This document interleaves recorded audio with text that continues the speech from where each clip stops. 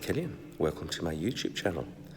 And this week we're talking about modes, modality. I'm standing in the Basilica in Uke on the island of Mallorca in Spain.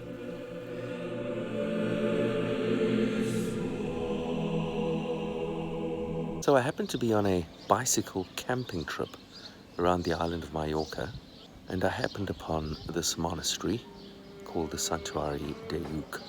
And I decided this would be the perfect place to start my episode on modality.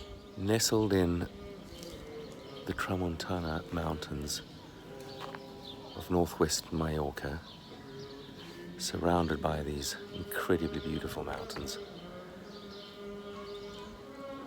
this monastery and center of pilgrimage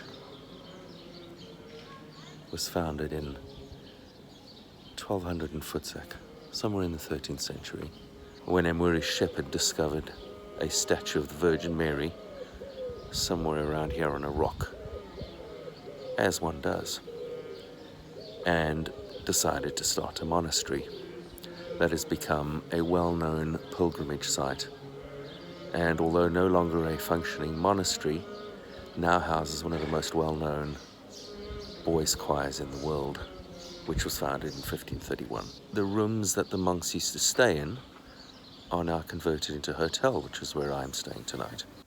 I'm standing in the Basilica of the Santuari de Uke.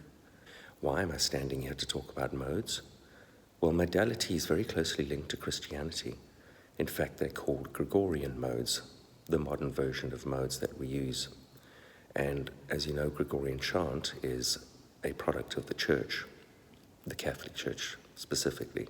So Gregorian chant is named after Pope Gregory from the 6th century and really developed through the 9th, 10th century and onwards. It's basically a monophonic music sung in church by men and boys. Gregorian chant is basically a modal music. That is why I'm bringing it up and why modality in music is so closely linked to the church. So I'm going to swing around very quickly. I'm probably not supposed to be doing this. I'm sure there's something illegal about me filming here. 1, 2. Close to 3-second reverb. Modality really has its beginnings with the ancient Greeks, although the names that we call our modes in modern day modality, Ionian, Dorian, Phrygian, Lydian, Mixolydian, and so on, are all Greek names. The actual mechanics of the modality of the modes bear little resemblance to how they functioned in ancient Greece. So why are we talking about the history of modality if the ancient modal system bears little resemblance to how modes are used today? Well, understanding the history, as with anything, is a mere stepping stone to understanding how the development of the system took shape and why the modern modal system looks as it does today.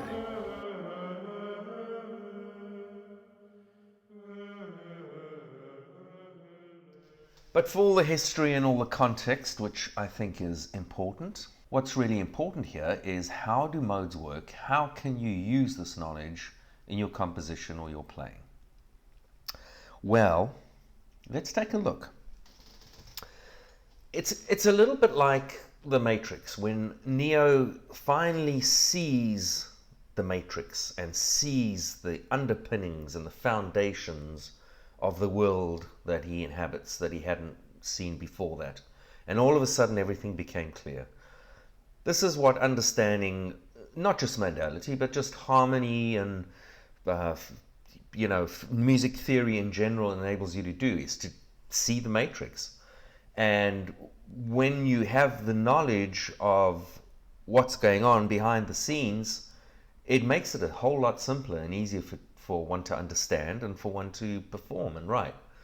Unlike languages, music theory, there are no exceptions to the rule. The rule is everything. It's a very mathematical structure, thanks to the well-tempered clavier system we have, where everything is just mathematically integrated together.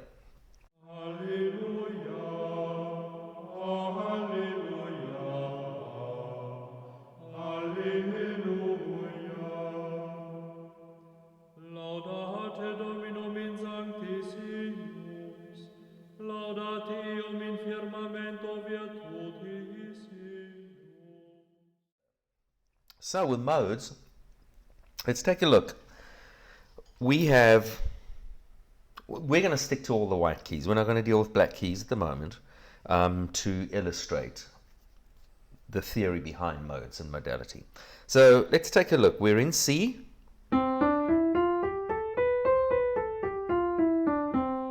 A simple C scale. It's a major.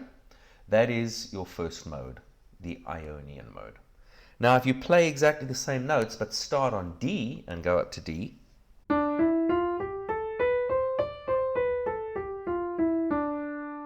that would be called your Dorian mode. If you start on E and go up to E, that's your Phrygian mode. Likewise, F would be Lydian, G would be Mixolydian, A would be Aeolian, a minor mode, B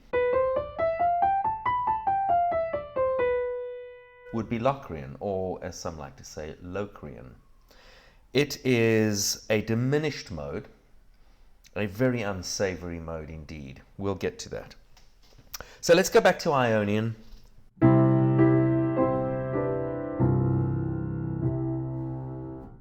I don't need to do anything there. Everyone knows that. That's major. There's no, it's exactly the same as a major scale. No difference. Going to Dorian mode now.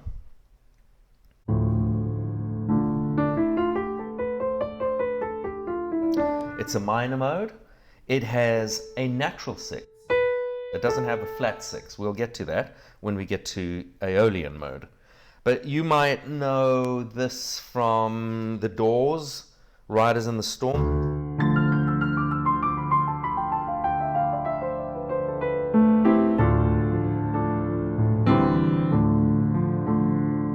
Or a very famous jazz modal piece is Miles Davis. In fact, the whole album, Kind of Blue, is a modal album.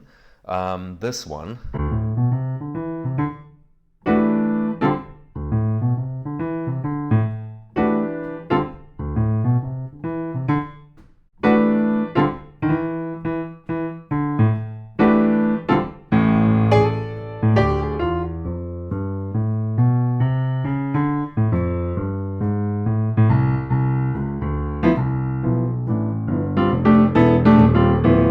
So you see, I'm moving just the white notes there. And so we're playing in a mode. In that piece, it then goes up to E flat. And then you'd be playing in E flat Dorian. Let's get back to D. So beautiful sound. There's a lot of examples of songs that are in that mode. Moving to Phrygian mode, E to E. Sometimes known as the Spanish mode.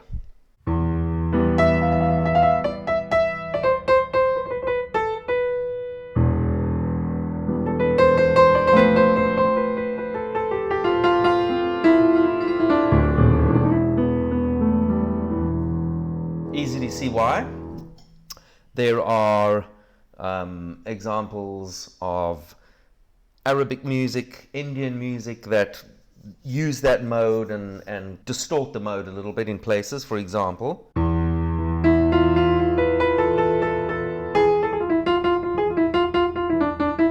all I did there was made it suddenly major by going to the G sharp.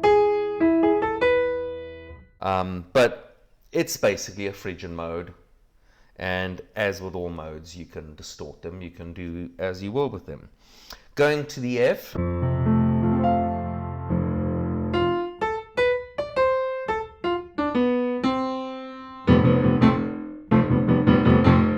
A very, very popular mode in film scoring, especially in animation or in comedies, or anything that needs a light, odd lilt to it, because you've got a raised fourth there. So instead of going, which would be a regular major scale, you're raising the fourth.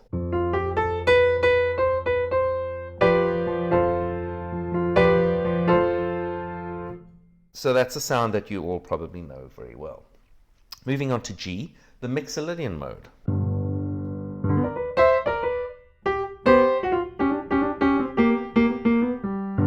Mixolydian mode is blues, right? You've got your flattened seventh. So instead of going how you would if it was a major scale, you're flattening the seventh.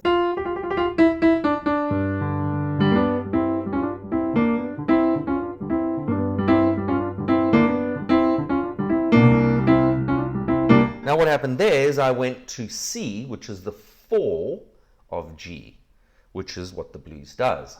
Now that we're on the 4, we're in C. Now the C Mixolydian mode has exactly the same structure. It's a flattened seventh.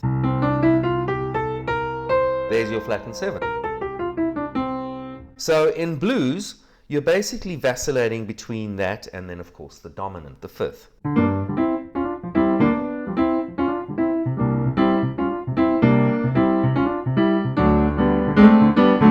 So that's basically the Mixolydian mode is the blues, and the blues is the Mixolydian mode. Of course, with very important distinctions and differences, but I will do a separate episode on the blues at some point. Moving on to Aeolian.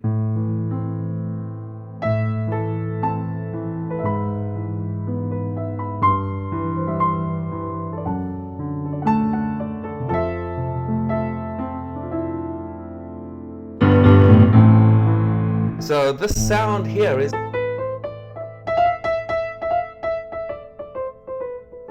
very common.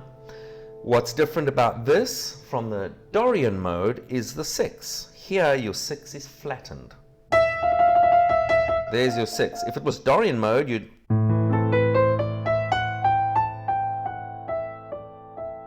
but here it's flattened. So it's more like a minor. It's also known as the natural minor scale. Now moving on to B, the most useless of all modes is the Locrian. However, there are very few examples, if any, of songs that are in this mode. Army of Me by Bjork is one of them, but even in that song, it gets distorted at some point. The reason is because having a flat fifth, okay, that's like Phrygian, that's like a Phrygian mode, up to there, but what's different is instead of having a regular fifth, you've got a flattened fifth. So, yeah, not so much fun. Where it comes in handy, though, is in jazz or interpreting changes. So, for example, let's say you're playing a piece in A minor and you want to do a turnaround, a 2-5 turnaround. Now, because you're in minor, your 2 is going to have a flattened fifth. It's not going to have a natural fifth. So that's where Locrian comes in very handy. So let's say you're in A. Now you go to your B flattened fifth, or half diminished, they call it sometimes. There's your Locrian, and there's your fifth. So that's where it can come in handy, is interpreting changes, 2-5-1 changes in minor keys.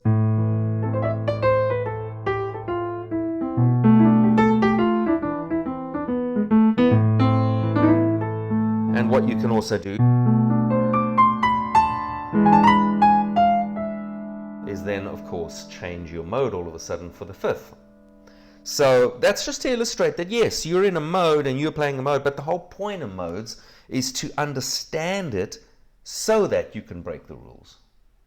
Without understanding it, much harder to break the rules, because then you're just winging it.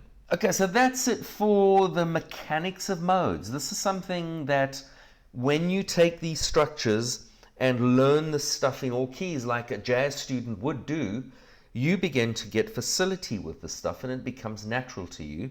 And you don't have to think anymore and calculate stuff, which is the beauty of understanding the matrix.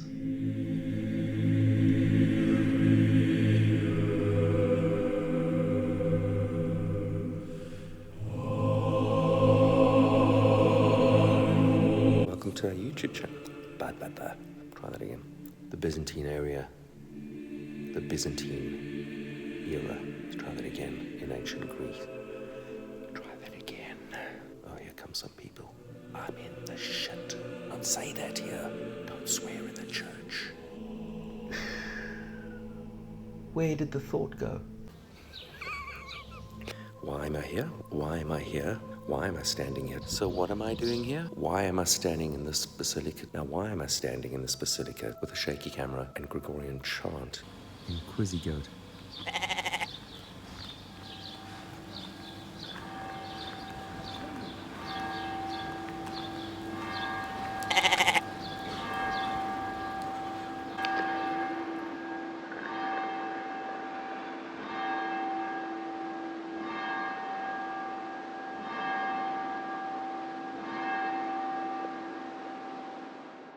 Hi there, this is Mark Killian.